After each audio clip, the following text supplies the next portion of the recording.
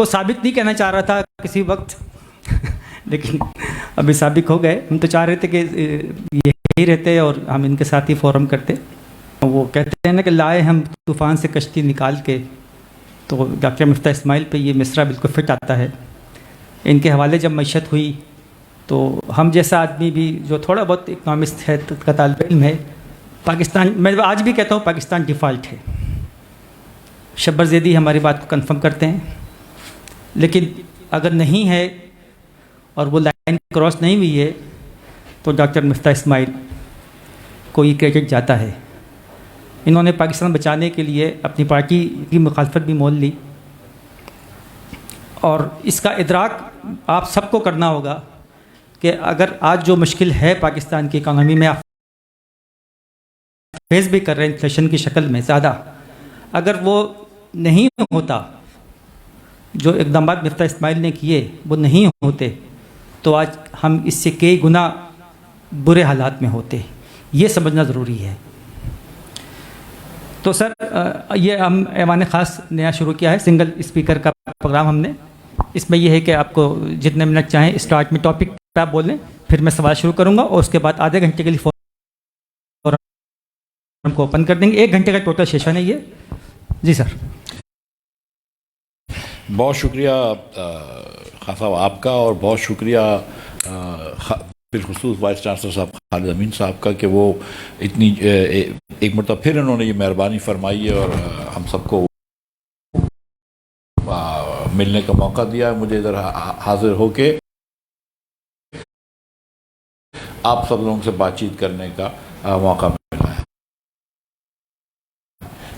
اس سے مجھے خاص طور پر اس لیے خوشی ہوئی کہ میں آئی بی اے میں گیا ہوں کچھ دنوں پہلے, حبیب یونیورسٹی میں گیا ہوں, آئی تھنک نیکسٹ ویک بیریا میں بھی جائیں گے. اس کے علاوہ لاہور میں لمس میں گیا تھا, قائد اعظم یونیورسٹی, بچوں سے بات کی. یہاں پہ اکاؤنٹنگ کی انسٹیٹیوٹ ہے, اس پہ گئے تو اسٹوڈنٹ سے بات کرنے کے لیے مجھے بہت اچھا لگتا ہے. تو یہ بڑا نادر موقع ہے میرے لیے, کیونکہ جو میں بات کرنا چاہ رہا ہوں وہ سب سے زیادہ آپ لوگوں کے کام کی ہے. میری عمر 58 سال ہے, تو جتنے دن جاؤں گا اللہ تعالیٰ چاہے گا اتنے دن رہوں گا. لیکن یہ کہ مطلب ہم جو شاید پہلی نشست میں لوگ بیٹھے ہیں, زیادہ تر ان کے زیادہ شامیں اور صبح نکل گئی ہیں اور کم شامیں اور صبح رہ گئے. لیکن آپ لوگوں کی اللہ تعالیٰ کی مہربانی سے جو صبح اور شام کی اکثریت ابھی موجود, اگلے 50-60 سال میں آپ لوگ اس پاکستان کو آگے لے کے چلیں گے انشاءاللہ. تو یہ آپ لوگوں کو پاکستان کا کام کرنا ہے. میں آپ کو کچھ چیزیں بتانا چاہتا ہوں. یہ معیشت سے امیجیٹ ہٹ کے میں معیشت پہ آ جاؤں گا, کیونکہ مجھے پتا ہے کہ خان صاحب بڑے پروبنگ بظاہر سمپل سے لیکن ایک بڑے مشکل سوال پوچھ لیتے ہیں تو وہ کر لیں گے. لیکن میں آپ سے ہی بات کرنا چاہتا ہوں. میں کچھ نمبرز پہلے آپ کو بتانا چاہتا ہوں.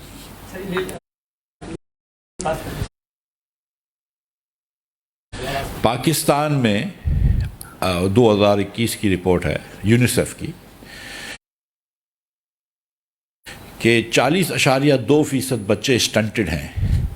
غالباً وہ ان کا وزن کم ہوتا ہے ان کی ایج کے حساب سے بائی 2 اسٹینڈرڈ ڈیویشنس, یعنی کہ پہلے 95% بچوں کو چھوڑنے کے بعد جو کم ہوتے ہیں اتنے, تو 42% بچے پاکستان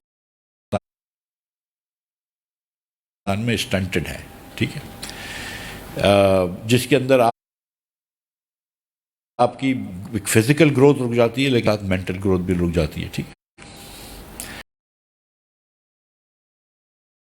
اس کے علاوہ 17.7% بچے جو ہیں وہ اسٹنٹڈ نہیں ہیں بلکہ ویسٹڈ ہیں, جو یہ کہ you are too short for your age and again your physical growth has stopped and again that means کہ your mental growth has stopped. تو یہ ہو گئے آپ کے 58% بچے. اس کے علاوہ 29% بچے جو ہیں پاکستان میں وہ میل نورشڈ ہیں کہ وہ اپنی ایج کے لیے انڈر ویٹ ہیں. اتنے انڈر ویٹ نہیں ہیں کہ اسٹنٹڈ ہو جائیں لیکن انڈر ویٹ ہیں. سو 88% 87% بچے جو ہمارے اس ملک میں ہیں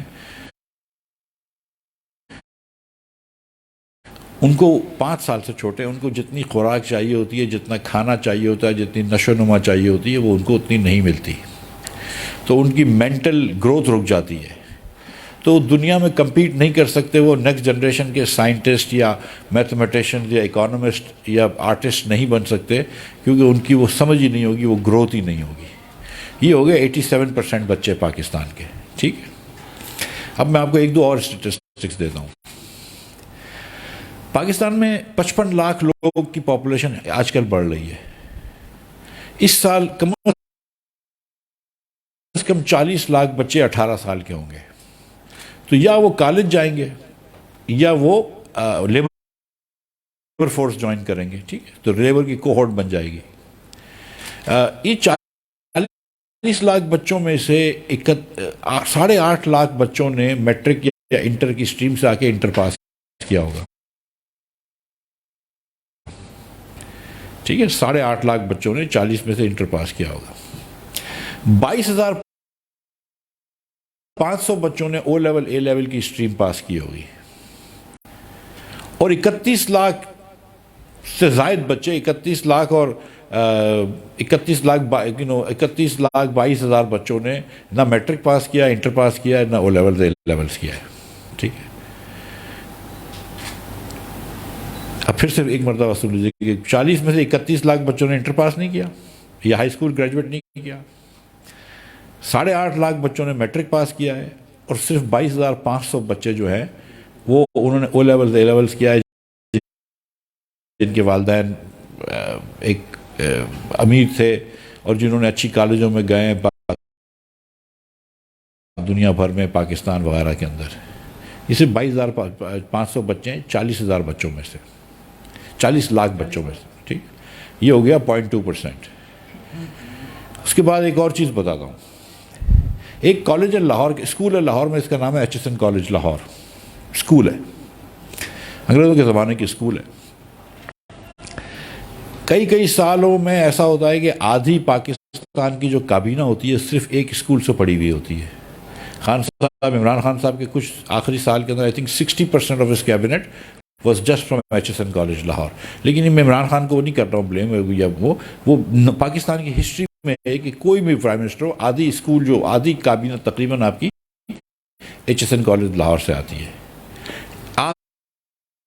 آدھے آپ کے سپریم کورٹ کے جج صاحبان جو ہیں وہ H S N college Lahore سے ہوتے ہیں، آدھے 50%۔ 40 لاکھ اسکول ہیں، اگر 4 لاکھ اسکول ہیں اس ملک میں ہیں، 3-4 لاکھ اسکول ہیں، تو 10,000 اسکول میں سے ایک آدمی کابینہ میں آنا چاہیے، اور 20,000 اسکولوں میں سے ایک آدمی اسکول کا بچہ جو ہے وہ سپریم کورٹ کا جج بننا چاہیے۔ یہاں پہ ایک اسکول جو ہے وہ آدھے سپریم کورٹ کے جسٹس دے رہی ہے آپ کو، تو اس اسکول میں جانا یا نہ جانے سے کتنا فرق پڑ جاتا ہے، ٹھیک ہے۔ ایک اسکول ہے صرف لاہور میں، ایک اسکول کراچی میں، کراچی گرامر اسکول۔ پاکستان کے آدھے سے زیادہ بزنس مین امیر ترین جو ہیں وہ اس اسکول سے نکلے ہیں۔ جو پاکستان کے ٹاپ پروفیشنلز ہوتے ہیں، ملٹی نیشنلز کے ہیڈز، یونیلیور کے ہیڈز، اور کراچی اپنے بینکوں کے ہیڈز، اور یہ وہ ایک اسکول سے آئے ہوئے ہوتے ہیں، کراچی گرامر اسکول سے۔ اگر کراچی گرامر اسکول، لاہور کے H S N college, 3 American school, cadet college Hasan Abdal, یہ 4 اور 1-2 اور مہنگی پرائیویٹ اسکول ہیں یہاں وہاں پہ، ٹی ایس ایف کے نام سے، ٹی این ایس کے نام سے کچھ، ایک روٹس ہے، بیکن ہاؤس ہے، 1-2 کیمپس۔ یہ نکال لوں تو 8-9 ہزار بچے جو ہیں وہ پاکستان کے، یہ 8,000 بچے پاکستان کے اندر اس سال جو ہے جو گریجویٹ کریں گے ان اسکولوں سے۔ یہ اگر پاکستان اسی طرح چلتا رہا تو اگلے 30 سال بعد یہ ڈومینیٹ کریں گے پورے پاکستان کو۔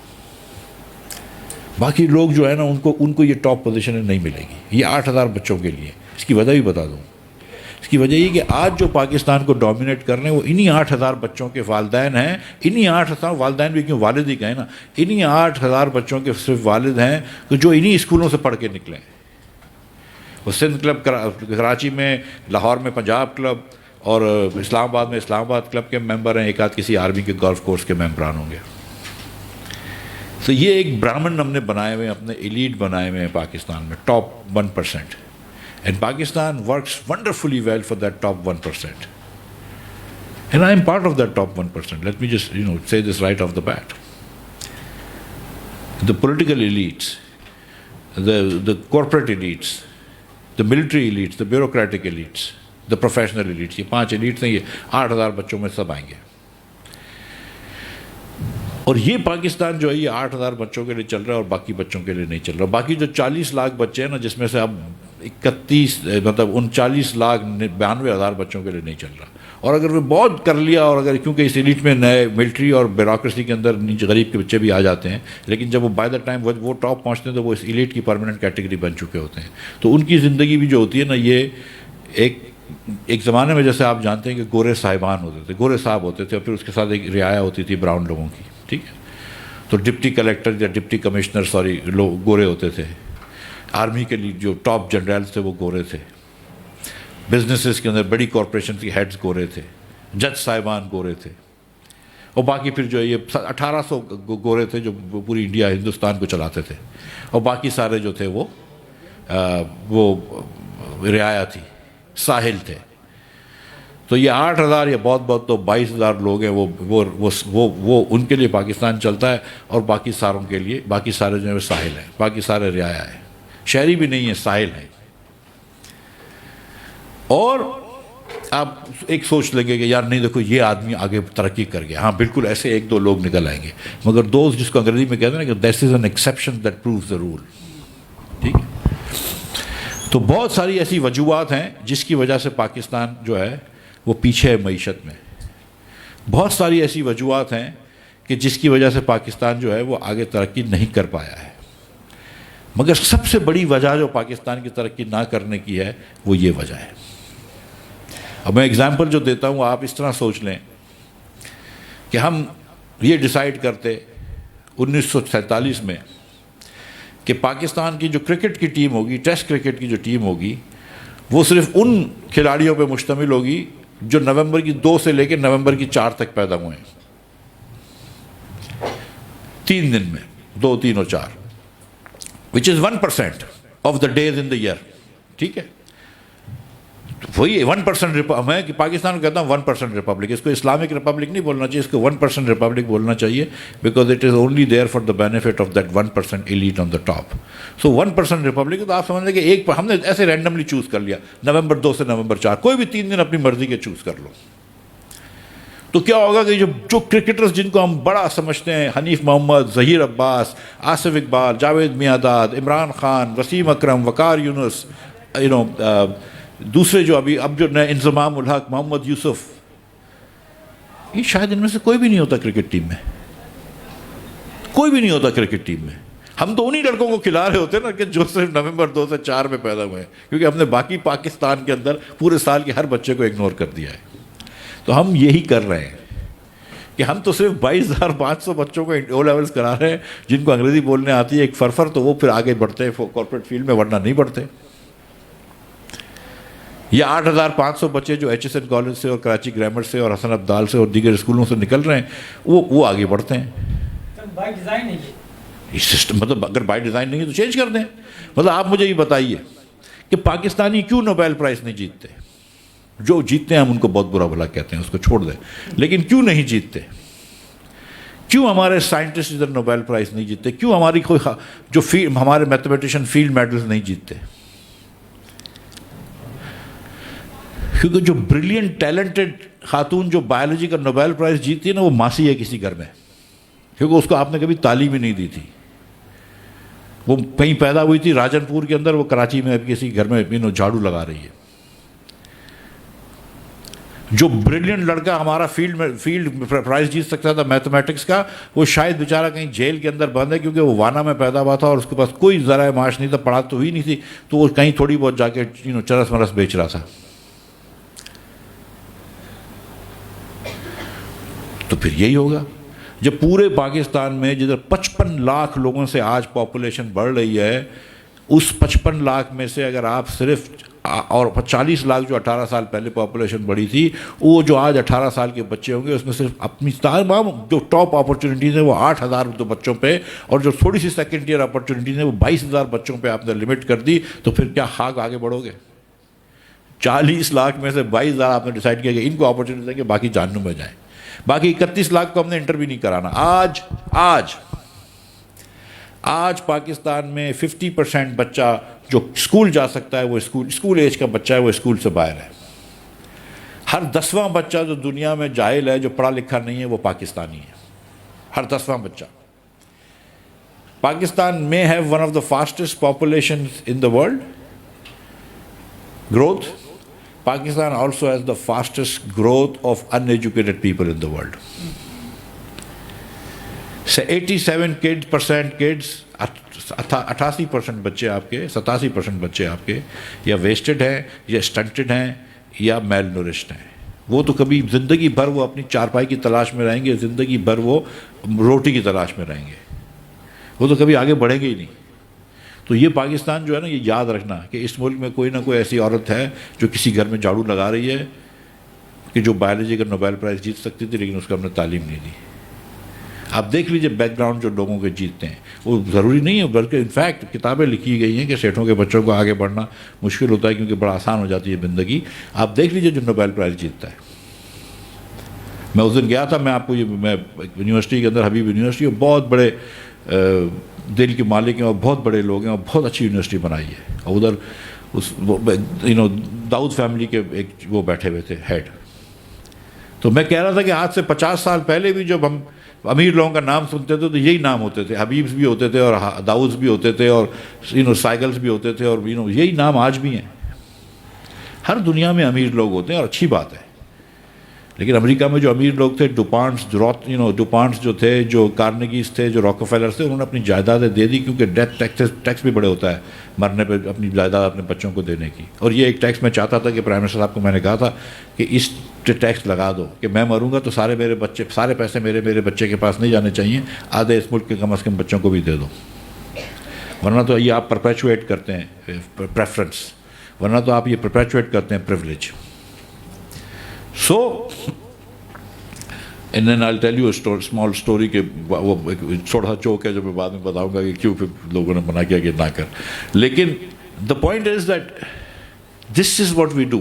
We perpetuate this privilege, this elite class. اور یہ جو میں آپ کو نمبر بتا رہا ہوں کہ 87% بچوں کا کوئی چانس ہی نہیں ہے. 31 لاکھ بچے جو ہیں جن کو آپ نے میٹرک بھی نہیں کرایا, ان میں سے ٹیلنٹڈ لوگ ہیں اور ان میں سے کوئی چانس نہیں ہے. یہ دو اسکول ہے جو میں نے آپ کو بتائیں, کراچی گرامر ہے, ڈیچسن کالج ہے, ایک حسن عبدال ہے, 2-3 اور اسکول گن لو. آپ سمجھ لو کہ کرکٹ کی ٹیم وہاں پہ میں نے کہہ دیا کہ ان سے ہی آئے گی, تو کیا کرکٹ کی ٹیم ہوتی, کتنے سارے اسٹارز نہیں آتے. تو یہ پاکستان کا ایک بڑا مسئلہ ہے. اگر پاکستان کے معاشی کرائسس بہت ہوتے ہیں, وہ ابھی میں آپ کو بتاؤں گا جب اکرم صاحب سوال پوچھیں گے تو, خان صاحب. لیکن پاکستان غریب کیوں ہے؟ پاکستان غریب اس وجہ سے ہے کہ where we ignore, in fact put hurdles against the talents and abilities of the vast majority, the overwhelming majority of our people, and only let 1% people come up in this country. This is the dilemma of Pakistan. Thank you, sir. Session کشا حقائق doctor صاحب کانگریس میں معیشت پہ آتے ہیں. ویسے تو یہ معیشت ہی بتا رہے تھے آپ, لیکن ابھی آج کے حالات پر بات کر لیں. آپ کہتے ہیں کہ پاکستان ڈیفالٹ سے نکل گیا ہے, نہیں ہوگا. شبر زیدی سمیت, بلکہ میرا بھی یہ کہنا ہے کہ پاکستان ابھی بھی ڈیفالٹ کے خطرے میں ہے. وہ وجہ کیا ہے؟ کریڈٹ رنگ آپ کی CCC ہے, قرضے ریشو نہیں ہو رہے, لون آپ کو تقریباً $30+ بلین آپ کو اس کا ادا کرنا ہے. ایکسپورٹ آپ کی سلو ڈاؤن ہے, نہیں بڑھتی. امپورٹس آپ کی جو جتنی کر سکے آپ اتنی امپورٹ تو رہیں گی آپ کی. انویسٹمنٹ نہیں, آپ کے پاس جو حالات ہیں ملک کے اور جو پالیسی ہے اس میں کوئی امکان نہیں ہے کہ اس وقت آپ کی انویسٹمنٹ ہوگی.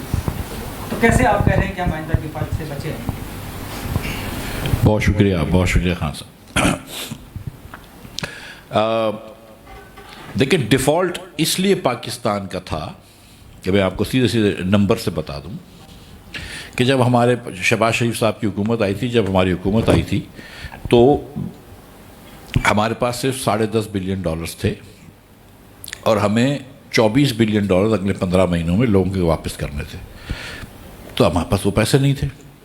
اس کے علاوہ جو خان صاحب بات کر رہے ہیں کرنٹ اکاؤنٹ ڈیفیسٹ, جس کو تجارتی خسارے سے منسلک ہوتا ہے, کہ جس کے اندر ہم کو ہر مہینے تقریباً $1 بلین چاہیے ہوتے تھے کہ ہمارے پاس جو ہماری جو فورن کرنسی کی آمدن تھی, جس میں ایکسپورٹ سب سے سر فہرست ہوتا ہے اور ریمیٹنس, اس کے سامنے جو ہماری فارن کرنسی کے اخراجات تھے جس میں امپورٹ سب سے زیادہ ہوتا ہے اس کی مہینے $1 بلین کی $1 ارب کی مہینے کی ضرورت تھی. تو 15 مہینے کے یہ لگا لیں اور 15 مہینے کے تقریباً 25 ارب دینے تھے, تو مجھے سم ویئر بٹوین 35 سے 40 ارب ڈالرز چاہیے تھے. یہ میں اپریل کی بات کر رہا ہوں, اپریل 22 کی, کہ مجھے جون 23 تک یہ چاہیے تھے 35-40 بلین ڈالرز, اور میرے پاس 10 تھے. تو ظاہر ہے مجھے IMF جانا پڑا. اور کیوں IMF جانا پڑتا ہے؟ کیونکہ جب آپ کی اتنی خستہ حالت ہو جاتی ہے تو آپ کو کوئی اور ملک جو ہے وہ قرض نہیں دیتا ہے. نہ آپ بینکوں سے قرض لے سکتے ہیں, نہ کسی اور ملٹی لیٹرل انسٹیٹیوشن جیسے ورلڈ بینک و ایشین ڈیولپمنٹ بینک وہ قرض دیتا ہے آپ کو. تو آپ کو IMF کے پاس جانا پڑتا ہے, جس کو کہتے ہیں لینڈر آف لاسٹ ریزورٹ, کہ آخری قرض دینے والا جو ہے وہ IMF رہتا ہے. کہ جب ایک دم آپ دیوالیے کے دہانے پہ کھڑے ہوں تو آپ IMF سے قرض لیتے ہیں. اور IMF سے قرض لینے کا مطلب یہ ہے کہ بس آپ کو اب کوئی نہیں دے رہا تو آپ آخری اس میں چلے گئے, ٹھیک ہے. تو IMF کے پاس گئے. یہاں پہ آبویسلی لوگ کہہ رہے تھے کہ کچھ لوگ کہہ رہے تھے کہ IMF کے پاس مت جاؤ, اس لیے کہ خاص طور پہ کہ وہ پیٹرول مہنگا نہیں کرنے دینا چاہ رہے تھے. اور IMF کہتا تھا کہ جتنے کا اگر آپ پیٹرول پر نقصان کر رہے ہیں تو اس کے باوجود تو ہم آپ کو کبھی بھی مزید پیسے نہیں دیں گے. مطلب ایک آدمی اگر مثال کے طور پر آپ کے پاس آتا ہے اور آپ سے کچھ قرض مانگتا ہے, بزنس قرض مانگتا ہے, مگر وہ جو ہے وہ فضول خرچیاں کر رہا ہے, یا مطلب تو پھر آپ اس کو کیسے پیسے دیں گے؟ تو پاکستان جو ہے وہ 120 ارب روپیہ پیٹرول کی سبسڈی پہ خرچ کر رہا تھا, پیٹرول اور ڈیزل کی. 120 ارب روپیہ مہینے کا پیٹرول اور ڈیزل کی سبسڈی پہ خرچ کرنے کا مطلب یہ ہے کہ جو حکومت اپنے آپ حکومت میں خرچ کرتی ہے, پوری وفاق حکومت چلانے کا خرچہ جو ہے سویلین, وہ آپ کا 40 ارب کا ہوتا ہے. تو آپ 3 گنا حکومتیں, یعنی کہ 4 حکومتیں سپورٹ کر رہے ہیں. 3 حکومتیں آپ نے ایکسٹرا جو ہے اتنا خرچہ آپ نے ذمہ لے لیا. اور پاکستان نے اپنی تاریخ میں کبھی پیٹرول نقصان میں نہیں بیچا تھا, لیکن مجھ سے کہا جا رہا تھا کہ بیچیں, کیونکہ عمران خان نے شروع کر دی تھی یہ کام کرنا. ہم جب سعودی عرب گئے تو سعودی وزیر نے مجھے بتایا کہ یار تم جو پاکستان میں ڈیزل بیچتے ہو وہ ہم سے سستا ہے. ہم UAE سے پیٹرول اور ڈیزل دونوں سستا بیچ رہے تھے, سعودی عرب سے سستا ڈیزل بیچ رہے تھے, اور ان ممالک سے قرض لے رہے تھے تو انہوں نے قرض نہیں دی. تو پھر اس کے بعد ڈیفالٹ نظر آ رہا تھا, تو پھر ہم نے بہت سارے چیز کرے, بجلی مہنگی کری, پیٹرول مہنگا کیا, ڈیزل مہنگا کیا وغیرہ. اور میں نے کہا تھا کہ اگر پولیٹیکل کیپٹل کھو جائے تو کھو جائے, کسی کو منظور نہیں تھا تو ٹھیک ہے, بس اللہ بڑا ہے, ٹھیک ہے. لیکن جب تک میں اس کرسی پہ بیٹھا ہوا تھا تو میں اپنے ملک کے ساتھ بےایمانی نہیں کر سکتا تھا. میں آج جو کچھ بھی ہوں, جو مجھے عزت ملی ہے, جو آج اگر خان صاحب بڑے اچھے آدمی ہیں, لیکن خان صاحب نے بھی جو آپ کے سامنے ادھر مجھے حاضر کیا ہے اور دعوت دی, اور اگر آپ لوگ بھی آئیں تو پاکستان کا وزیر خزانہ تھا نا, اس لیے آئے تھے نا. پاکستان کی وجہ سے عزت ہمیں ملتی ہے نا. تو پاکستان نہیں ہو تو پھر کیا ہے؟ تو پاکستان کو دیوالیہ تو نہیں ہونے دینا چاہیے تھا. اور میں یہ سمجھتا ہوں کہ انلیس کہ ہم یہاں پہ کوئی غلطی کریں, جو مشکل کام تھے ہم کر چکے ہیں, اللہ کی مہربانی سے پاکستان دیوالیہ نہیں ہوگا. لیکن جب ہم غلط باتیں کرتے ہیں, غلط سٹیٹمنٹ دیتے ہیں, غلط پالیسیز پرسیو کرتے ہیں, تو پھر دیوالیہ ہو جانے کا چانس ہوتا ہے. تو تھوڑا سا اس وقت چانس بڑھ گیا ہے, لیکن انشاءاللہ تعالیٰ فلڈ سے تو کافی بڑھ گیا تھا, لیکن وہ خیر ڈیمیج اسیسمنٹ بھی آ گیا ہے. دنیا اتنی مدد نہیں کرے گی جتنا ہم سوچ رہے تھے, لیکن انشاءاللہ تعالیٰ جو ہے وہ ہم ڈیفالٹ سے بچا لیں گے اگر کوئی غلطی نہ کریں. تو جتنے مشکل فیصلے کرنے تھے وہ کر لیے تھے, بس اس پٹری پہ چلتے جائیں. لیکن پاکستانی ہیں, ہم پٹری پہ بھی چلنا جو ہے وہ بھی ہمارے لیے ممکن مشکل کبھی کبھی ہو جاتا ہے. تو سر ڈالر کی شرح آپ کیا سمجھتے ہیں, یہ اسٹیبل یہی رہے گی یا اس نیچے, جس سے اسحاق ڈار کا کہنا ہے کہ شاید ان کا تو کب 190-200 کا ہے؟ اب میں آپ کو یہ اس پہ تھوڑی سی تفصیل سے سمجھاتا ہوں. 2 مرتبہ میں نے ڈالر کا کنٹرول کھو دیا تھا. ایک جب 17 جولائی کو الیکشنز ہم ہار گئے تو ڈالر بہت تیزی سے بڑھتا گیا, اور دوسرا ایک جب مریم بی بی نے ہماری اسٹیٹمنٹ دیا کہ میاں نواز شریف میٹنگ سے اٹھ کے چلے گئے, اس وقت اس سے پہلے 240 پہ ڈالر پہنچ گیا تھا, اور آہستہ آہستہ بتدریج خود 213 پہ آیا تھا. میں نہیں لے کر آیا تھا, میں نے کوئی اس میں وہ نہیں کی تھی, وہ خود آیا تھا, مانیٹر ڈروز کرتے تھے, اور 213 پہ آیا. پھر بہن نے میری اسٹیٹمنٹ دیا کہ میاں صاحب میٹنگ سے اٹھ کے چلے گئے, لوگوں کو لگا یار یہ حکومت میں آپس میں لڑائی ہے. پھر وہ سینٹیمنٹ چینج ہو گیا اور ڈیمانڈ بہت آ گئی ڈالر کی دبئی کے اندر. یہ وہ ایک تو یہ بات ہے. دوسرا ہے کہ ظاہر ہے آپ نے بھی سوال پوچھا, ہمارا پوری قوم جو ہے وہ obsess کرتی ہے کہ ڈالر مہنگا نہیں ہونا چاہیے, ڈالر مہنگا نہیں ہونا چاہیے. آپ بھی شاید یہی چاہتے ہیں کہ ڈالر مہنگا نہیں ہونا چاہیے, یہی چاہتے ہیں. ٹھیک, اب ان کی سوچ کتنی غلط ہے آپ دیکھیے. پچھلے سال $80 بلین کا پاکستانیوں نے امپورٹ کیا. ٹھیک ہے, پاکستانیوں نے کتنے کا امپورٹ کیا ہے؟ 80 بلین کا. اور پورے اس 23 کروڑ لوگوں نے مل کر کتنا ایکسپورٹ کیا ہے؟ جتنے سارے ایلیٹس ہیں ہمارے، اتنے بڑے بڑے لوگ، 30 بلین کا تجارتی خسارہ آپ کا ہوا 50 بلین کا. یہ جو 1 کروڑ اوورسیز پاکستانی رہتے ہیں اس میں 50 لاکھ لوگ تو ہم کو کچھ پیسے نہیں بھیجتے، جو 50 لاکھ بھیجتے ہیں انہوں نے صرف 50 لاکھ نے بھیج دیا 30 بلین. تو آپ کے پاس ٹوٹل وسائل ہو گئے 60 کے. آپ کے وسائل ہیں 60 بلین کے، آپ کے اخراجات کتنے؟ 80 بلین کے. جب 60 بلین کے وسائل ہوں گے اور اخراجات کرو گے 80 بلین کے تو کیا ہو جاؤ گے؟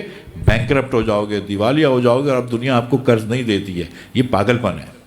تو اگر آپ مجھے فائنانس منسٹر بناتے ہیں اور مجھے کہتے ہیں کہ تمہارے ملک کا امپورٹ 80 بلین ہے، تمہارے ملک کی total export and remittance 60 billion ہے، تو میری پرائورٹی کیا ہونی چاہیے؟ امپورٹ سستا کرنا چاہیے. ڈالر سستا ہونے سے کیا ہو جاتا ہے؟ آپ لوگ ڈالر تو نہیں کھاتے ہو نا. ڈالر سستا ہونے سے کیا ہوتا ہے؟ امپورٹ سستا ہو جاتا ہے. ڈالر سستا ہونے سے ایک اور چیز کیا ہوتی ہے؟ ایکسپورٹ کا انسینٹیو کم ہو جاتا ہے. یہی ہوتا ہے نا. تو کیا یہ پرائورٹی ہماری ہونی چاہیے کہ ہم ڈالر سستا کریں اور امپورٹ کم کریں، امپورٹ بڑھائیں؟ یا یہ پرائورٹی ہونی چاہیے کہ نہیں یار پاکستان کے اندر ایکسپورٹ کرنا ضروری ہے، تھوڑا امپورٹ کم ہونا چاہیے؟ یہ سوچیں آپ لوگ کہ کیا پرائورٹی ہونی چاہیے.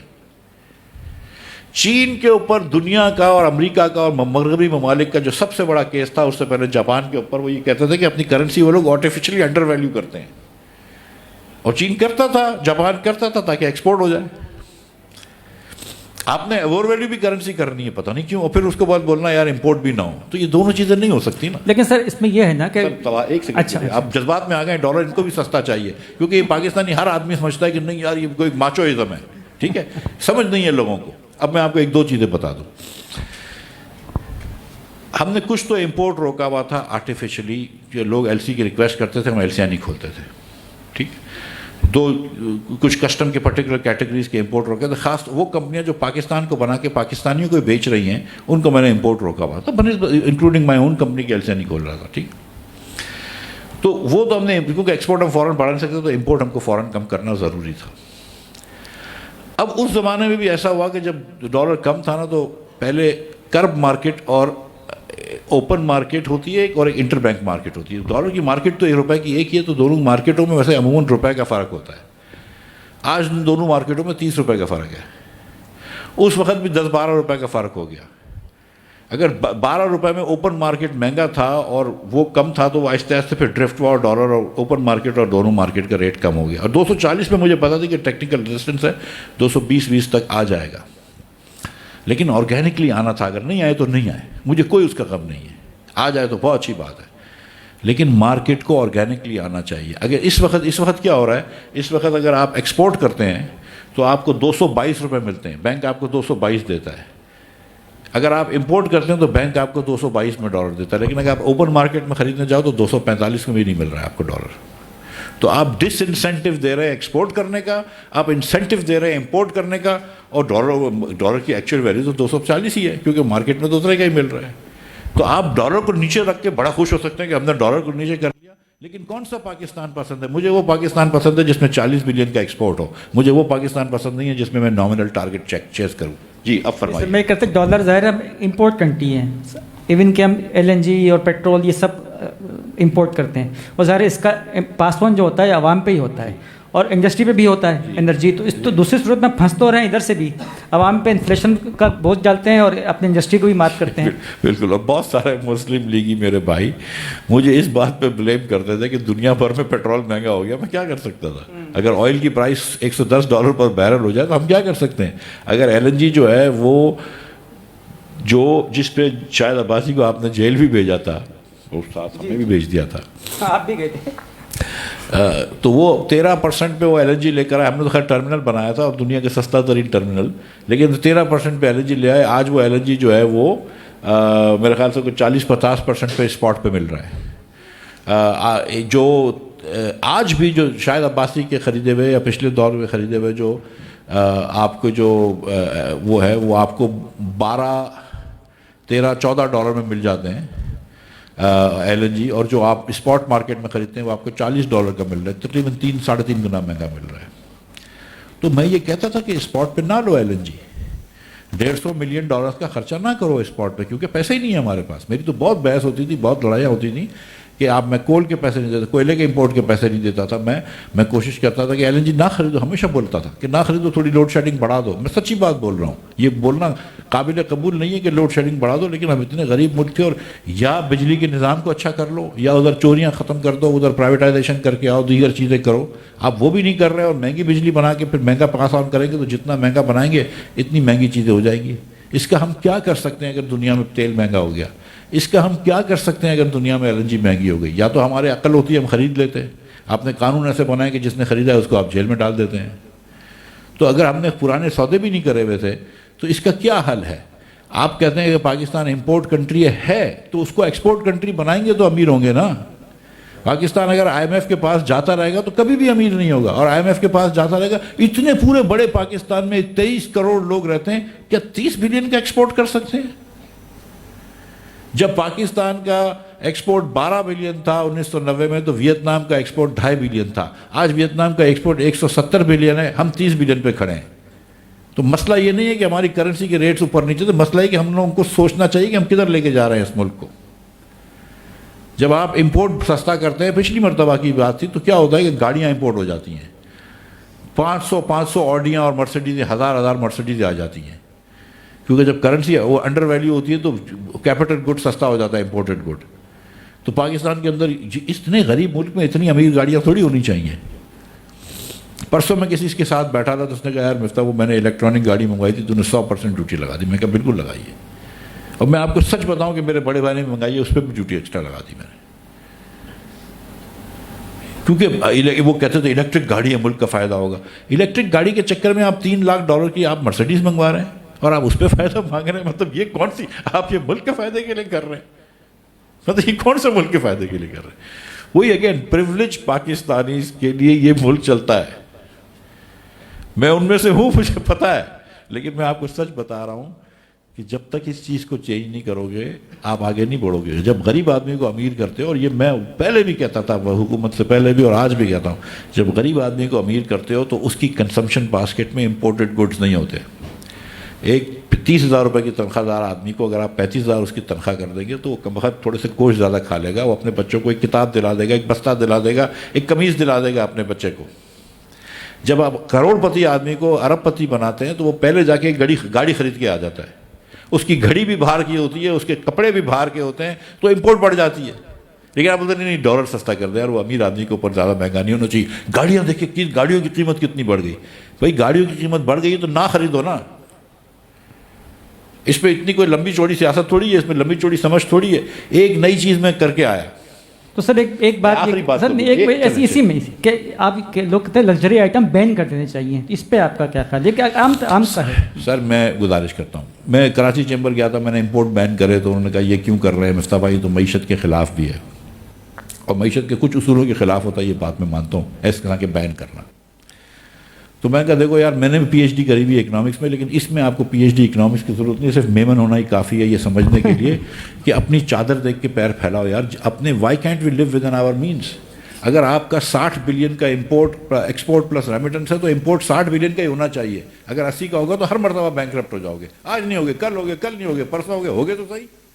اگر آپ ایک دکان چلا رہے ہیں جس میں آپ روز کی 60,000 کی آپ سیل کر رہے ہیں لیکن 80,000 کی پرچیز کر رہے ہیں, تو eventually you will go under. آج نہیں ہوگا, کل ہوگا, 2 4 6 دن کے اندر ہو جاؤ گے. اس میں کوئی لمبی سوچ تھوڑی ہے. ہم اس طرح ملک چلا دیں گے, نہیں ہم اگلے سال کر لیں گے. وہ نا Pakistan, every politician in Pakistan wants reform. Imran Khan, PMLN, PTI سب چاہتے ہیں ریفارم. کب سے؟ اگلے سال سے. یار مفتاح اس بار یہ چھوڑ دے, اگلے سال ٹیکس لگا لیں گے. نہیں سر, آج لگائیں گے. اگلا سال کب آتا ہے؟ کبھی بھی نہیں آتا. آپ نے ریفارم کرنے, وہ آج کرنے ہیں. آج نہیں کر سکو گے تو کبھی بھی نہیں کر سکو گے, کبھی بھی. There is never an opportune time, there is never a good time in Pakistan اور anywhere else in the world. پوری دنیا میں سیاست ہوتی ہے, پوری دنیا میں الیکشنز ہوتے ہیں, لیکن the thing to do is the right thing to do. جو بین لگتے ہیں پاکستان میں, جو بین لگے تھے وہ تو صرف جو ہم نے لگائے تھے وہ تو صرف آپ سمجھ لیجئے کہ ایک تو یہ کہ WTO کے رولز کے خلاف ہیں, IMF کے رولز کے خلاف ہیں, اور تقریباً جن چیزوں میں بین لگایا تھا اس کی امپورٹ ہی پاکستان میں 8-10 بلین کی ہے. وہ مطلب آپ نے امپورٹڈ, اور پرائم منسٹر صاحب کو جنرلی بہت برا لگتا تھا کہ یار آپ امپورٹڈ مچھلی منگوا رہے ہیں, سیمن اور ڈوور فش اور پتہ نہیں کیا, ڈوور سول اور امپورٹڈ ویگیو میٹس آ رہے ہیں ادھر. مطلب 10,000-15,000 روپے کے اسٹیک ملتا ہے کراچی میں. تو اس کے اوپر بین، لیکن چکر ہے کہ وہ ہوتا ہی $1 ملین کا امپورٹ ہے، تو اس سے فرق نہیں پڑا تھا. میں نے یہ ہٹوایا اور میں نے کہا میں آپ کو روک کے دکھاؤں گا. میں نے روک لیا. کوئی آفیشیل بین نہیں ہے لیکن میں نے روک کے دکھا دیا امپورٹ. 1.5 بلین 2 بلین کا مہینے میں ہم نے امپورٹ روک دیا. اسٹیٹ بینک کو میں نے کہا کہ وہ جو لوگ پاکستان میں بیچ رہے ہیں ان کی مشینوں کی LCs جو ابھی ہے وہ نہیں بھیجو. اس کی سوچ یہ تھی کہ آج میرے پاس پیسے نہیں ہے تو میں نئے مشین نہیں لگاؤں گا.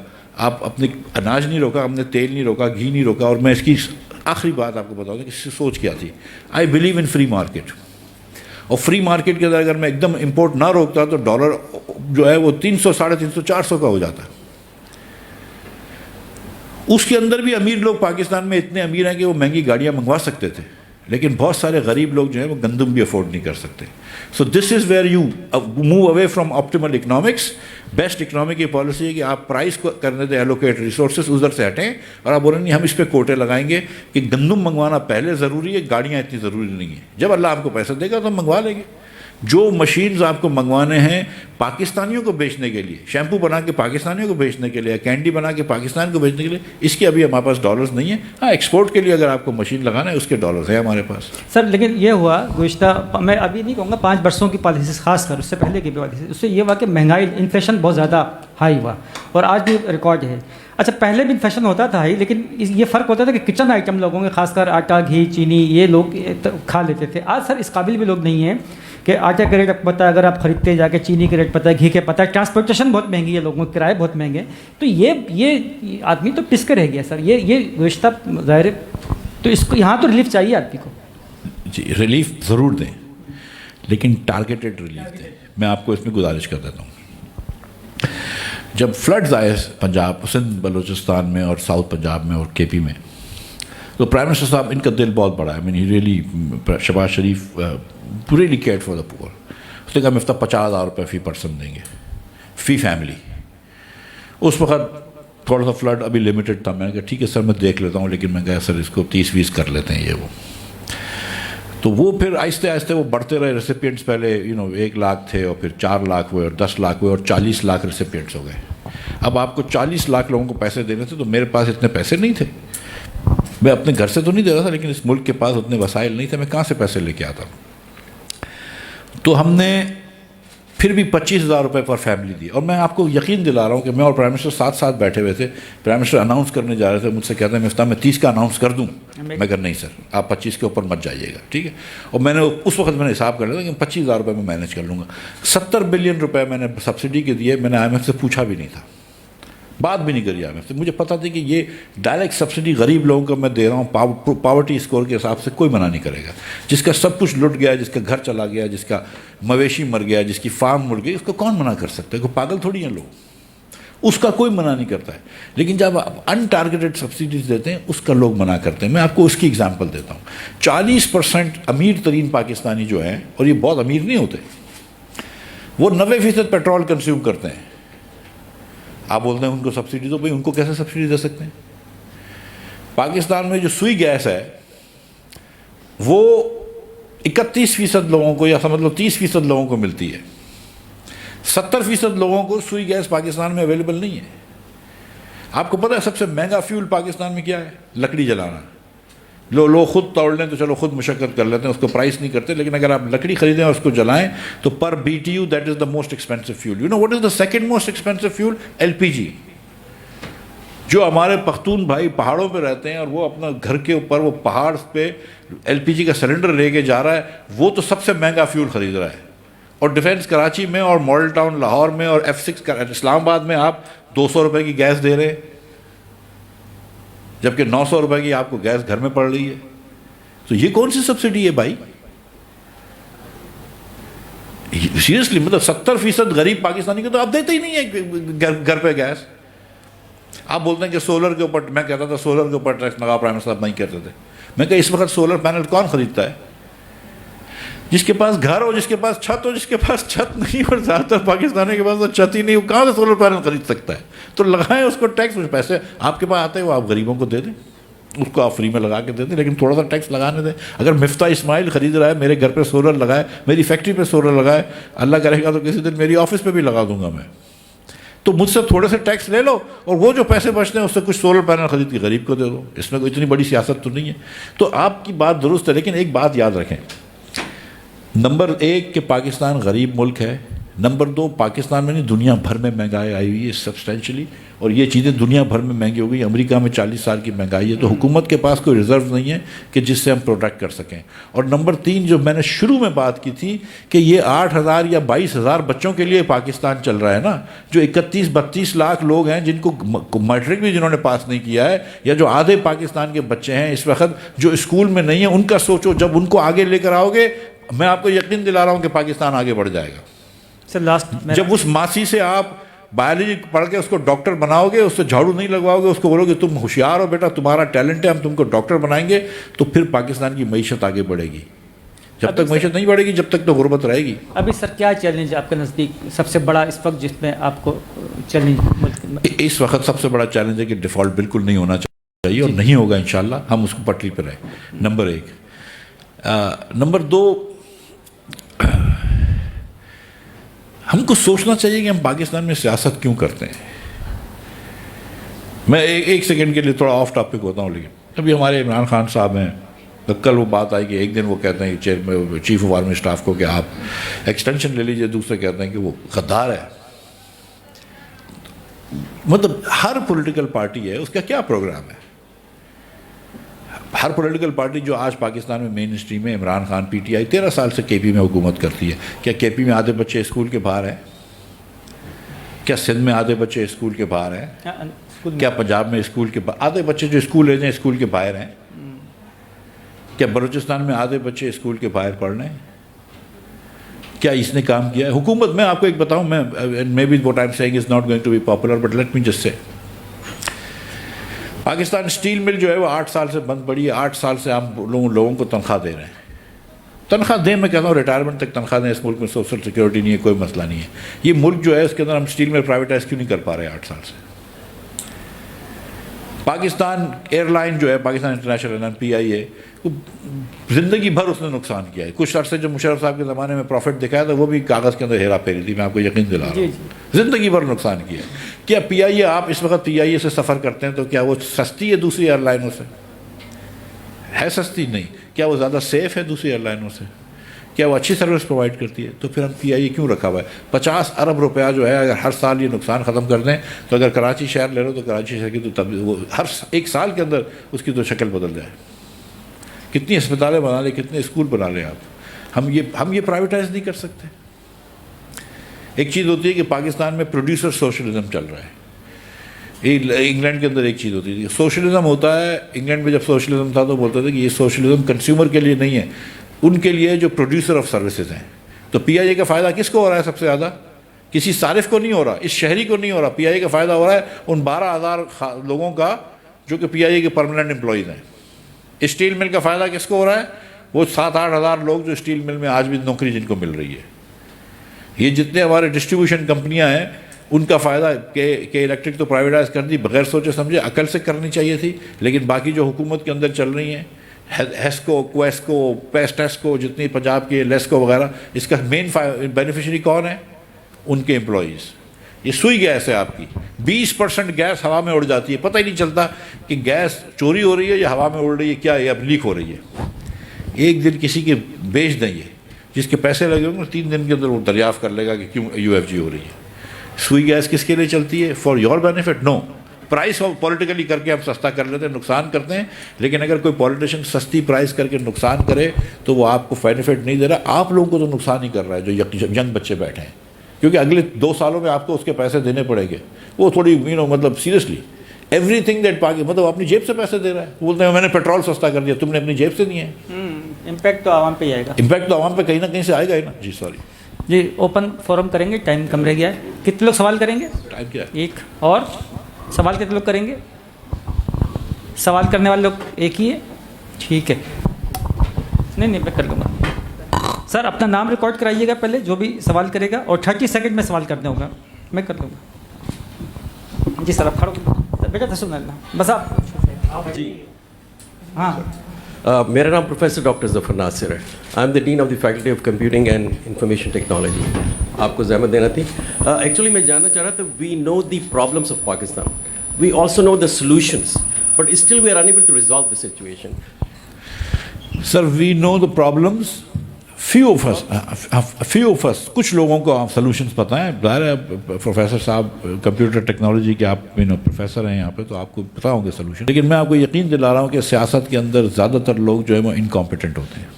ان کو سچ مچ نہیں پتہ ہوتی کہ کیا کرنا ہے.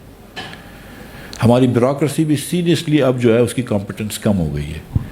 جو بیوروکریسی شاید 70 کی دہائی میں تھی یا پاکستان بننے کے بعد تھی, وہ بیوروکریسی آج نہیں ہے. ہم نے نہ ان کو اتنی ایجوکیشن دی ہے, نہ اس کو اسپیشلائز کروایا ہے, نہ ہم نے لیٹرل انٹری کی اجازت دی, اور نہ ہم نے خوف رکھا ہے کہ تم کو نوکری سے نکال دیں گے اگر تم انکمپیٹنٹ ہو گئے. یہ آرمی کرتی ہے نا کہ کرنل سے میجر پہ, میجر سے کرنل پہ, کیپٹن سے میجر پہ لوگوں کو نکالتی ہے. ہم نہیں نکالتے. تو یہ سلوشنس کا پتہ ہے. لیکن جو سلوشنس کا بھی ہم کو پتہ ہے نا, تو میں جو آپ سے گزارش کر رہا ہوں کہ ایک ایلیٹ کمپیکٹ ہے,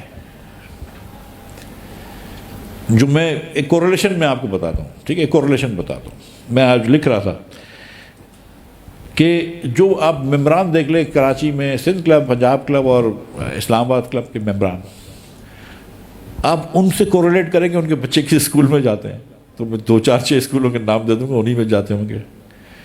وہ خود کیا ان کی کاروبار ہیں, بزنسز ہیں, یا کارپوریٹ میں تو کیا ہے, تو اگر آرمی میں تو کدھر اوپر ہیں, بیوروکریسی میں کتنے اوپر ہیں, پرائیویٹ سیکٹر میں تو کتنے وہ SEVP لگے ہوئے کسی بینک کے وغیرہ وغیرہ.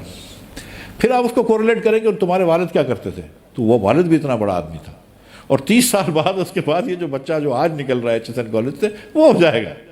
سو یہ there is an elite compact in Pakistan and you have to come up with a new bargain. The reason I go to these colleges, میں آپ کو فرینکلی بتا رہا ہوں کہ if you're talking to a 65-year-old man in Pakistan, he has no incentive right now to change Pakistan.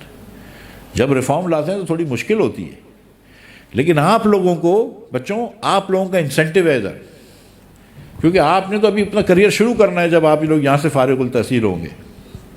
تو you need a Pakistan which works for smart and intelligent people, not just work for the elite. You want to make sure کہ وہ جو عورت جس کو آپ نے ماسی بنا کے رکھا ہوا ہے کسی گھر کے اندر برتن دھونے کے لیے, اگر وہ ہوشیار ہے تو اس کو ڈاکٹر بناؤ تاکہ وہ سروسز اچھی کر سکے. وہ بچہ جو کسی کے پاس کام کر رہا ہے چھوٹے کی حیثیت سے, میکینک کے پاس, اگر اس کو الیکٹریکل انجینئر بنا دیتے, اگر کسی خاتون کو جو کسی سلون کے اندر بال ڈرائی کر رہی ہے اس کو میتھمیٹیشین بنا دیتے. ابھی ایک ایرانی خاتون جو ہے اس کا انتقال ہو گیا, وہ فیلڈ میڈل جیتی ہے, first one of the few women in the world جو 40 سال کی عمر سے کم عمر میں جیت گئی فیلڈ میڈل ان میتھمیٹکس. ہمارے بچے بھی جیت سکتے ہیں.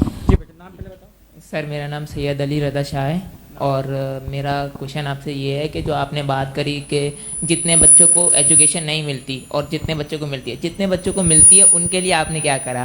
کیونکہ جو ہے سر زیادہ تر یہی سوچتے ہیں اب میں گریجویشن کروں گا, میرا مائنڈ یہ ہے کہ میں ماسٹر باہر سے کروں گا اور جاب باہر کروں گا, میں تو یہاں سے چلا جاؤں گا, یہاں پر اپرچونٹی ہی نہیں ہے کچھ بھی. یہ بیٹا آپ کی بات بہت شکریہ علی رضا. اب دیکھیں یہ بھی ایک لمحہ فکریہ اس ملک کے پالیسی میکرز اور ایلیٹس کے لیے ہے کہ 40% بچہ پاکستانی جو ہے وہ اگر اس کو موقع ملے تو پاکستان سے جانا چاہتا ہے. 40%. ٹھیک ہے. اور وہ کون ہوتے ہیں کہ جن کی زیادہ ایبلٹی ہوتی ہے. جیسے علی رضا کہہ رہے ہیں کہ میں گریجویٹ کروں گا اور شاید ماسٹرز کرے گا, جس کو ہم ڈاکٹر بناتے ہیں, سبسڈائز ریٹوں پہ ڈاکٹر بناتے ہیں, وہ امریکہ جاتا ہے, پھر وہاں پہ ایک ایگزام وغیرہ پاس کرتے ہیں, پھر بہت پیسے کما لیتے ہیں وہ لوگ. علی رضا بھی کہیں چلے جائے گا, پتہ نہیں کہیں اسٹینفرڈ وغیرہ کے اندر جا کے ماسٹرز کر لے گا, اور پھر سلیکان ویلی کے اندر کمپیوٹر کا کوئی کام شروع کر دے گا. شاید ڈاکٹر صاحب جائیں گے, میں جاؤں گا تو کبھی ایک شاید کھانا کھلا دے ہم کو. لیکن what we need to do is to make Pakistan work for all Pakistanis. اب بیٹا دیکھو میں آپ کو ایک بات بتاؤں, آئی ٹی کا ایکسپورٹ ہے, اس کو ہم بڑھانا ہوگا, لیکن ایکچوئل صحیح آئی ٹی کی چیزیں پڑھانی ہوں گی. 4 مہینے کے ڈپلوما سے اگر آپ سمجھ رہے ہیں کہ بچے آپ کے انڈیا کے برابر ایکسپورٹ کر سکیں گے, جس کے پاس 50 سال سے IIT ہیں, تو وہ نہیں ہو سکتا. بغیر بیسک یونیورسٹیز کے, بیسک سائنٹیفک نالج کے, بغیر تعلیم کے آگے نہیں بڑھو گے. جی نام. السلام علیکم سر, میرا نام علم نشرہ ہے. سر میرا کوشچن یہ ہے کہ جی سر میرا کوشچن یہ ہے کہ آپ بول رہے ہیں کہ مہنگائی تو بڑھتی جا رہی ہے, تو غریب کو تو کچھ فیسلٹی دی نہیں جا رہی کہ وہ آگے بڑھ سکے, وہ تو خودکشی کرے جا رہے ہیں مہنگائی دیکھ دیکھ کے. بیٹا دیکھو, ایک دم بالکل آپ کی بات درست ہے, بہت اچھا سوال ہے آپ کا کہ مہنگائی بالکل بڑھتی جا رہی ہے. اب دو چیزیں نا کہ کیا ہم مہنگائی کس طرح کنٹرول کرتے ہیں. اگر ہم آرٹیفیشل طریقے سے کنٹرول کرتے ہیں تو ایک چیز کو ہم نے اگر جھوٹی طریقے سے کنٹرول کریں تو دوسری طرف سے مہنگائی بڑھ جاتی ہے, تو وہ تو فائدہ نہیں ہوتا. آپ کو یہ چاہیے کہ آپ کہ اپنے ملک کو امیر کریں. اس اپنے ملک کو امیر کرنے کا طریقہ ایک ہی ہے کہ غریب لوگ جو ہیں, آپ کیا ایک آدمی جس کے پاس کوئی ہنر نہیں ہو, آپ اس کو 2 لاکھ روپے کی تنخواہ دے دیں, وہ سلوشن نہیں ہے. حکومت میں تنخواہ دے دیں کسی کو, حکومت میں نوکری دے دیں, وہ سلوشن نہیں ہے. وہ تو ہم نے PIA میں دیکھ لیا, وہ تو ہم نے اسٹیل مل میں دیکھ لیا, وہ تو ہم نے بطیری حکومت کی آرگنائزیشن میں دیکھ لیا. سلوشن یہ ہے کہ ہم سب کو تعلیم دیں. میں بڑا فری مارکیٹ میں بلیور ہوں, لیکن میں ایک چیز بلیو کرتا ہوں کہ اس ریاست کا فرض اول ہے کہ ہر بچے کو تعلیم دے. لیکن جو بچہ پیٹ سے بھوکا ہوتا ہے نا, جس کے پیٹ میں اناج نہیں ہوتا, جو اسٹنٹڈ ہے, اس کو آپ تعلیم نہیں دے سکتے. تو اتنی آپ کو اس کو ضرور دینی ہے کہ پہلے اس کو کھانا کھلاؤ اور اس کے بعد اس کو تعلیم دو. اس کے بعد یہ چیزیں ٹھیک ہونا شروع ہو جائیں گی, اس سے پہلے ٹھیک نہیں ہوں گی. لیکن یہاں پر میٹرک پاس بچے جو 8,75,000 بچے جو میٹرک پاس ہے, اس میں زیادہ تر میجورٹی گورنمنٹ اسکولوں سے ہوتے ہیں. میٹرک پاس بچوں سے میں آپ کو یہ یقین دلا رہا ہوں, یہ شرم کی بات ہے کہ میجورٹی, اور یہ سروے ہوا ہے, میں خود سے نہیں کہہ رہا ہوں, میجورٹی جو ہے وہ پرسنٹیج نہیں نکال سکتی. انگریزی کو تو چھوڑ دو, اور کوئی ضروری بھی نہیں ہے انگریزی پڑھانا, وہ چینوں نے بھی انگریزی نہیں پڑھی, دیکھو کتنا آگے نکل گیا. لیکن یہاں پہ بچہ 2 جملے اردو زبان میں لکھ سکتا ہے, اچھے جملے لکھ سکتا ہے میٹرک پاس بچہ. جی بیٹا, تو پھر کیا پڑھا ہے آپ نے؟ جی سر, تو سر کچھ کہہ رہے ہیں. السلام علیکم, میرا نام جنید حسین ہے. میں ایک بات کرنا چاہ رہا تھا کہ جنید حسین میرا نام ہے. میں ایک بات کرنا چاہ رہا تھا کہ ایگزسٹنگ جو ہے کہ آپ مطمئن ہیں کہ اس سے ٹاپک کرو. اچھا, کوئی اور تمنا آپ کرو, ادھر لے وہ ایک وہاں پہ بھی کوئی صاحب تھے, اس کے بعد آ جائیں گے بیٹی کے بعد, تمنا کے بعد آ جائیں گے. جی السلام علیکم سر. جی ہاں سر, میرا نام عباس شیخ ہے. میرا آپ سے یہ سوال تھا کہ آپ کی گورنمنٹ نے, آپ لوگوں نے جو پروجیکٹس لگائے پنجاب کے اندر, میٹرو بنائی, اورنج لائن بنایا ہوا, اس سے جب آپ کو پتا تھا کہ پاکستان میں کھانے کو ہی کچھ نہیں ہے, تو آپ اس پروجیکٹس کی کیا ضرورت تھی؟ ٹھیک ہے بیٹا, سر والے. جی سر, بیٹا لے آؤ, آگے لے آؤ بس. بیٹا دیکھو, دنیا کے کسی بھی ملک میں چلے جاؤ, دلی میں چلے جاؤ اگر, تو وہاں پہ انڈر گراؤنڈ ٹرینس بھی ہوتی ہیں, بامبے کے اندر ہوتی ہیں. انفراسٹرکچر پروجیکٹ تو دنیا میں ہر جگہ پہ ہوتا ہے. کراچی میں بھی بس کا پروجیکٹ ہے, اور میں اب بھی سمجھتا ہوں کہ اور پروجیکٹس بننے چاہیے. پبلک ٹرانسپورٹ کے اوپر تو کوئی کمپرومائز نہیں ہونا چاہیے. پبلک ٹرانسپورٹ تو جہاں پہ جتنی ہماری بساط ہے, اس حساب سے ہم کو آگے کرنا چاہیے.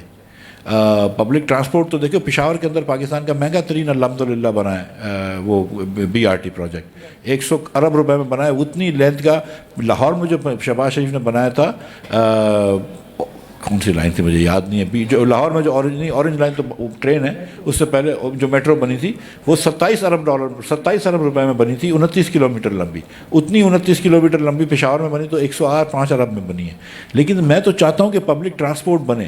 اب کیا ہوتا ہے کہ لوگ بولتے ہیں دیکھو یار یہ پبلک ٹرانسپورٹ پہ اتنا خرچہ ہو رہا ہے, بالکل صحیح بات ہے.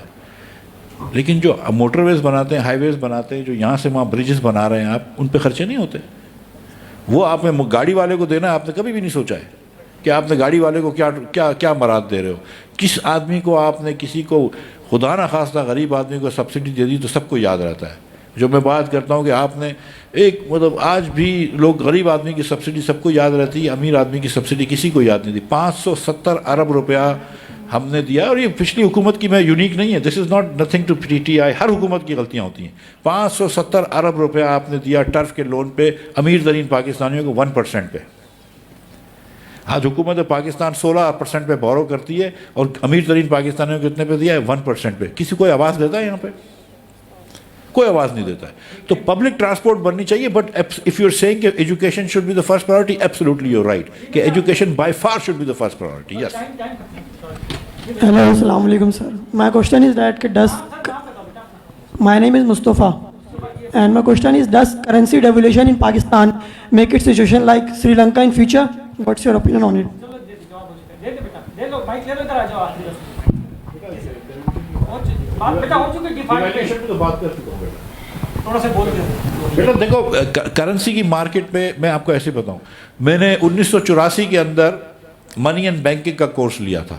تو اس منی اینڈ بینکنگ کے کورس میں ہمارا جو پروفیسر تھا اس نے کہا کہ یار فائنانس منسٹر کو کبھی کرنسی کے اوپر اسپیکولیٹ نہیں کرنا چاہیے. تو جتنا عرصہ میں فائنانس منسٹر تھا میں اسپیکولیٹ نہیں کرتا تھا کہ کیا ریٹ ہونا چاہیے.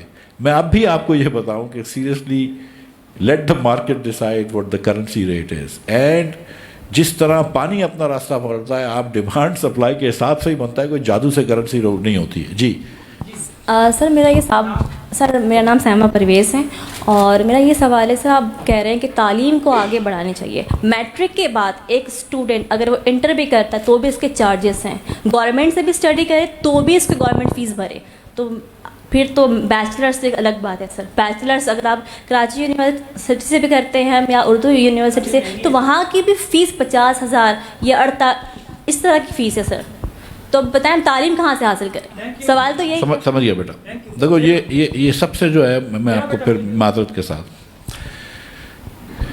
کہ میں یہ سمجھتا ہوں کہ حکومت کو ہر بچے کو, خاص طور پر 2 یا 3 بچے فی فیملی کو میٹرک اور انٹر تک کے تو فیس کے پیسے دینے چاہیے کہ جہاں پہ بھی پرائیویٹ سیکٹر میں پڑھ لے 3-4-5 ہزار روپے دے دے, لیکن وہ جہاں پہ بھی پڑھ لیں. اس کے بعد بیچلرس کرنے کے بعد یا ماسٹرس کرنے کے جو پیسے ہیں نا وہ فری میں نہیں دینے چاہیے. اس کے پیسے لو, بچوں سے لو. اگر آج اس کے پاس پیسے, دیکھو میں آپ کو سچ بتاؤں, ایک آدمی جو کہ میٹرک پاس ہے اس کی لائف ٹائم ارننگز دیکھو, اور ایک جیسی ہم نے کسی ہماری بیٹی کو یا ہمارے بیٹے کو MBBS کروا دیتے ہیں تو اس کی لائف ٹائم ارننگز دیکھو, تو بہت فرق پڑتا ہے. جو دیگر ممالک کرتے ہیں وہ یہ کرتے ہیں کہ جیسے امریکہ مثال کے طور آپ کو پیسے دے دیتا ہے, آپ کے پاس فیس کے پیسے نہیں ہیں, ہاں ہم دے دیں گے فیس کے پیسے آپ کو, لیکن جب آپ ڈاکٹر بن جاتے ہیں تو اس کے بعد آپ سوسائٹی کو پیسے واپس کریں. تو یہ تو میرے خیال سے فرق ہے. اب یہ جیسے علی رضا ہے, علی رضا جو ہے سبسڈائز ایجوکیشن لے کے چلے جائے گا, خود تو چلے جائے گا امریکہ, سلیکان ویلی میں کام کرتا رہے گا. ہم یہاں پہ رہ جائیں گے کہ ایک بچے کو جس کو پڑھایا تھا, جو ہنرمند تھا, ہوشیار تھا, وہ چلا گیا, تو پھر کیا کریں گے؟ تو اس لیے اس کے اوپر قرض ڈالو کہ جب میں حالانکہ ادھر یونیورسٹی میں بیٹھا ہوں 12 جماعت تک آپ دے دیں فری ایجوکیشن, اس کے واؤچرز دیں تاکہ وہ جس اسکول میں جانا چاہے وہ جا سکے. سو اسکولوں کی کمپٹیشن ہونا چاہیے, اور جو حکومت کی اسکول ہیں اس کے اوپر پیرنٹس کے بورڈ ہونے چاہیے تاکہ اس کے اوپر تھوڑا سا کنٹرول رہے, تاکہ ورنہ تو یہ آج کل مویشی پارک ہوتے ہیں زیادہ تر اسکولوں کے اندر. لیکن اس کی کالج کے اندر جائیں, بچے کے پاس پیسے نہیں ہیں, بالکل آپ دیں, آپ اس کو قرض دیں, قرض حسنا, اور پھر اس کے بعد وہ جو گریجویٹ کر لے. دوسری ایک چیز جو میں کہہ رہا تھا بیٹا, دیکھو جو امریکہ میں اچھی یونیورسٹیاں دیکھو تو اس کے اندر بڑے بڑے لوگوں کے نام ہوتے ہیں. یہ پروفیسر, کوئی بھی اچھا پروفیسر ہوتا ہے اس کے نام کے آگے لکھا ہوگا وہ IBM پروفیسر یا راکفیلر پروفیسر آف اکنامکس, وہ لوگ انڈاؤ کرتے ہیں, پیسے دیتے ہیں. یہاں پر پاکستان میں بہت کم لوگوں کو یہ شعور ہے کہ تعلیم کے اوپر پیسے دینے چاہیے. اللہ کی مہربانی سے اب شروع ہوا ہے. حبیب یونیورسٹی مثال کے طور پہ ایک بڑا اچھا ادارہ ہے, دیگر ادارے ہیں. ہم کو تھوڑا سا, اور اگر ہم تھوڑے سے ٹیکس انسینٹیو کر دیں نا تو لوگ ایجوکیشن کو ڈونیٹ کریں گے, کیوں نہیں کریں گے, لیکن تھوڑا سا انسینٹیو بھی دینا چاہیے. کہ بزنس مین کو, امیر لوگوں کو ایجوکیشن کے اوپر پیسے لگانے چاہیے, اور وہ کرنے کے لیے ان کو ٹیکس انسینٹیو دے دو, وہ نہیں دیا ہم نے. صحیح.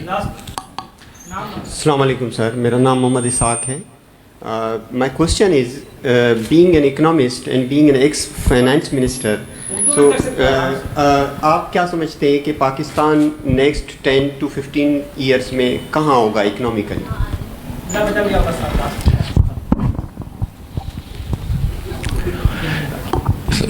ایک آدمی نے 75 ٹیسٹ کھیلے ہوں ٹیسٹ کرکٹ میں, اور اس کی ایوریج جو ہے وہ 20 رن کی ہو, تو اگلے 15 رن کے ٹیسٹ کے بعد اس کی ایوریج کیا ہوگی؟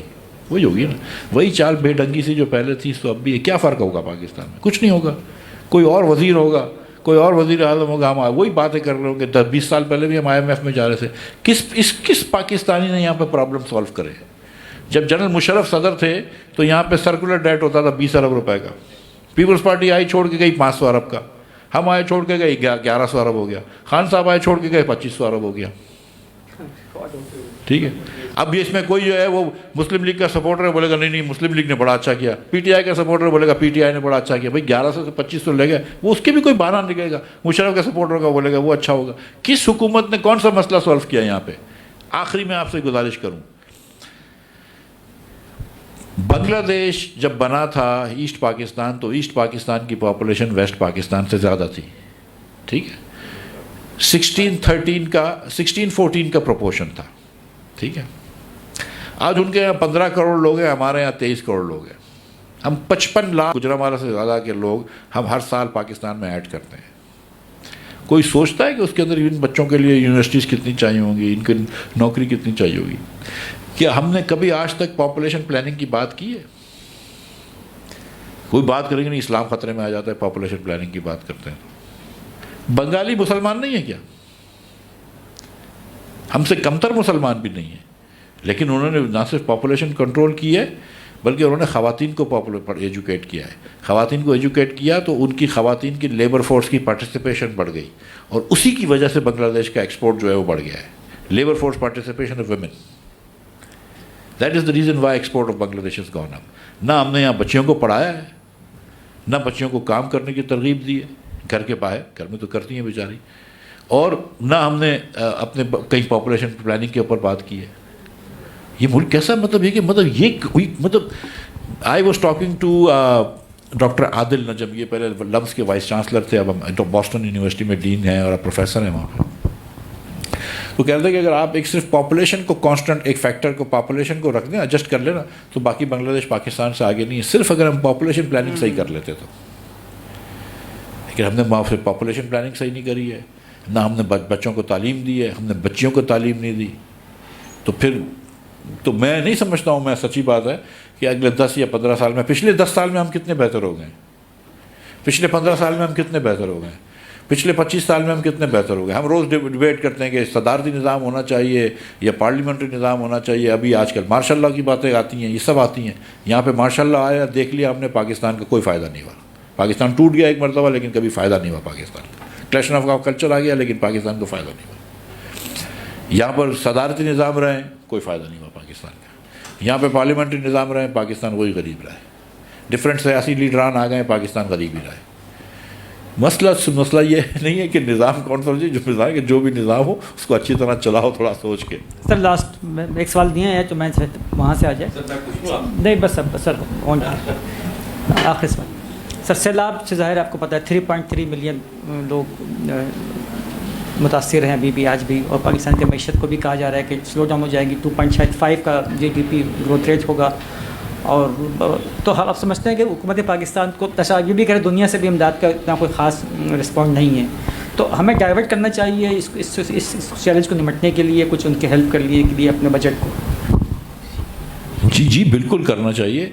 ये देखें, एक चीज़ जो प्राइवेट साहब ने की है वो 25,000 रुपये फ़ी ख़ानदान को दिए, 70 अरब रुपये दे दिए। वो BIS के अंदर जो 60% poorest people in all district, उनको हमने 70 अरब रुपये दे दिए बेनज़ीर इनकम सपोर्ट प्रोग्राम के डेटा के तहत प्लेटफॉर्म से दिए 70 अरब रुपये, ठीक है।